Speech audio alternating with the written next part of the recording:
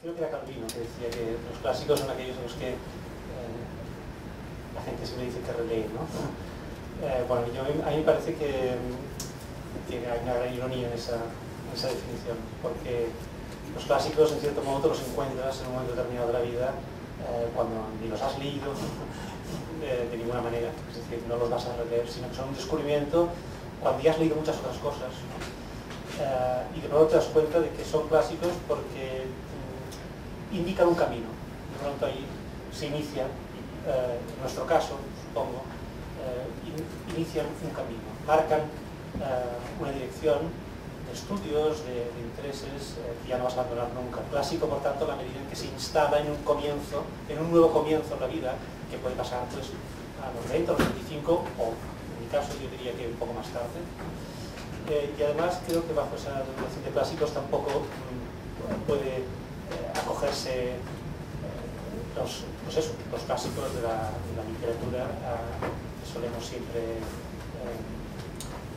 poner en elencos. Yo hay grandes clásicos que no he leído nunca y creo que ya no voy a leer jamás, porque no solo por falta de tiempo, que es un factor importante, porque los clásicos suelen ser realmente requieren su tiempo, ¿no? Sino porque tampoco me parece necesario. Y me parece que si das con un clásico en la vida, con uno, con dos, yo no creo que se pueda dar con más, porque de hecho exigen ya, te absorben, ¿no? Si das con uno o dos, y con esto supongo que respondería, o intentaría responder a tu segunda pregunta, en cierto modo ellos suponen un bajo continuo que te conectan con esos otros grandes clásicos que no leerás nunca jamás. En mi caso, además, algunos huecos flagrantes, ¿no? Que van desde Cervantes hasta autores ingleses, por supuesto, ¿no? Pero incluso de nuestra propia literatura, ¿no? Pero tampoco me parece que sean, y esto no sé si José María está de acuerdo conmigo, ¿no? Pero creo que tampoco es necesario. Es necesario en el sentido en que es necesario para la vida pues una serie de autores, que sin embargo pueden llegar a serlos porque te encuentras con esos y no con otros. Por tanto, me parece un poco absurdo decir, pues si no has leído a Shakespeare, pues nada, si no has leído a Cervantes, si no has leído a... No, uno da con unos, no con otros, y también eso marca un sentido en tu vida, ¿no? En mi caso, pues supongo que después tendremos ocasión de hablar de cuáles son esos clásicos, ¿no? Pero sí, yo diría que son aquellos que marcan un nuevo comienzo, ¿no? Y a partir de aquí, pues ya no los dejas nunca. Los clásicos son una lista abierta de nombres y su única salvación posible es que sean personales, que sean individuales, que los asimilemos como algo que forma parte de nuestra vida. Yo sí había pensado un poco en definiciones de clásicos, me había apuntado aquí algunas incluso, y tengo 5 o 6, pero ninguna es mía, salvo la más absurda de todas, que quizá la diga al final. Pero de todas maneras, sin mirar aquí, una de ellas era la de Calvino, que es evidentemente el verdadero clásico es aquel al que releemos, o mejor dicho, al que estamos leyendo toda la vida, incluso cuando no tenemos delante su libro, porque lo recordamos, porque lo evocamos, porque sin querer pensamos en él, una circunstancia cotidiana nos hace pensar en él. Pero a mí hay una frase de Borges que no recuerdo exactamente, pero que define muy bien lo que puede ser también un clásico en un sentido más concreto o preciso, ¿no? Cuando lo leemos y sentimos que lo que dice, o el modo en que lo dice, es algo deliberado y fatal. De la cita de Borges recuerdo estas dos palabras, algo deliberado y fatal. Y esta capacidad de decir algo bien dicho enlaza con una de las definiciones que me gusta también, que no sé quién dijo, pero un clásico es aquel que se ha adelantado, que se nos ha adelantado y ha dicho aquello que nosotros queríamos decir, y lo ha dicho de un modo insuperable, y que por tanto ya nos ha fastidiado en buena medida esa presunta voluntad de originalidad, que es uno de los grandes tópicos o una de las grandes falsedades, la voluntad de originalidad absoluta. Casi todo está realmente dicho, no necesariamente está todo en los libros, pero los clásicos son aquellos que han dicho las cosas importantes de un modo que es muy difícil superar. Por tanto, conviene ir a ellos todo lo frecuentemente que podamos. Después ya tendremos un canon personal, supongo, tanto Amador como yo, distinto. Yo también tengo grandes lagunas de otras literaturas, he leído más la española y la catalana y la italiana que otras, ¿no? Y por tanto hay siempre un clásico por descubrir, pero al menos esa maleta de clásicos que llevamos encima es lo suficientemente buena pues para ir a todas partes, aunque, insisto, no tengamos los libros cerca, porque los hemos asimilado, los hemos naturalizado. Para mí un clásico es, para empezar, un gran escritor muerto. enseñanza de los clásicos es fundamental porque esa distancia, justamente esa distancia es la que educa. Yo creo que bastaría con enseñar unos pocos clásicos.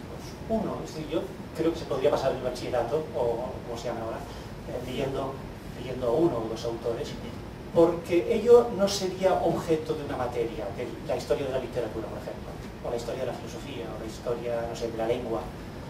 Yo creo que si alguien lee un clásico, como por ejemplo Sófocles, en Sófocles está implícita toda una ética, está implícita toda, por supuesto, pues la historia de la época, está implícita una filosofía, está implícita, pero sobre todo una moral, una ética.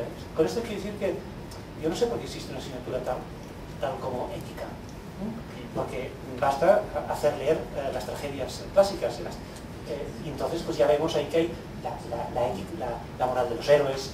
Es decir, que se puede enseñar todo eso que hemos compartimentado, que hemos fragmentado, que hemos convertido en discursos especializados, con objetos no siempre claros, sino más bien muy ambiguos.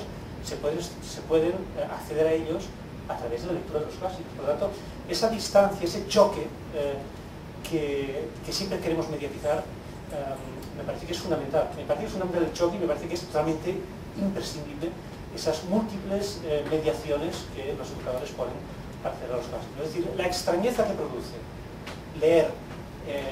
Yo probablemente el primer libro de letra que leí, es decir, no de viñetas, el primer libro de letra que leí, bueno, desaparecían las viñetas y había unos libros que cada 2 páginas tenían viñetas, pero ya empezabas un poco a ver bastante letra. Continuidad de texto. Fue una versión reducida, cuando está de la Ilíada y después de la Odisea. Esto lo leíamos en el colegio, teníamos 9 años, ¿no? 8 años, 9 años. Lo leíamos naturalmente en traducción. Bueno, 2 años después ya empezamos a leerlo en griego. Pero con esto quiero decir que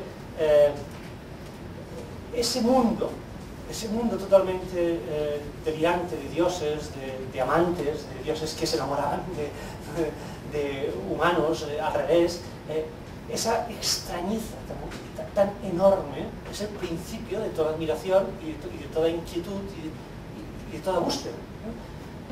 El poner las cosas, es decir, el diseccionar, analizar y explicar las cosas hasta la saciedad de forma tal que las puedas masticar como si fuera una papilla, me parece, a mi modo de ver, la antieducación. Es decir, entonces, cuantas más, no dificultad, sino cuanta más extrañeza, porque ¿acaso existe búsqueda de cualquier cosa? Búsqueda, ya no digo búsqueda de sentido en la vida, búsqueda, la búsqueda de un lugar en el mundo. Es decir, cualquiera de estas preguntas tan vanas pero al mismo tiempo tan fundamentales requieren sobre todo una extrañeza absoluta, ¿no? y una, hoy se dice, una experiencia de alteridad, pero me parece que lo de extrañeza es decir, todos lo entendemos y cuanto más extraño, más ganas tenemos de hacernos lo próximo y nuestro, ¿no? Entonces, por tanto, yo creo que sí es fundamental leer los clásicos. Para dejar a los griegos y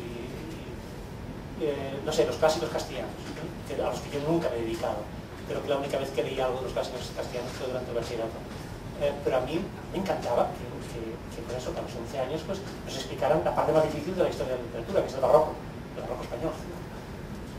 Que hoy se dice pues, que eso, pues, hasta que no eres más mayor, pues ¿por qué? Me parece que los poemas de Juan de la Cruz hay que leerlos cuanto antes mejor, porque es que no es mal entender, bueno, pero es que en primer lugar hay algo que entender, ¿verdad? Primero hay que dejarse regalar de la belleza de las imágenes y después, bueno, en otra edad pues entiendes otras cosas, entiendes los comentarios o no, o entiendes menos todavía.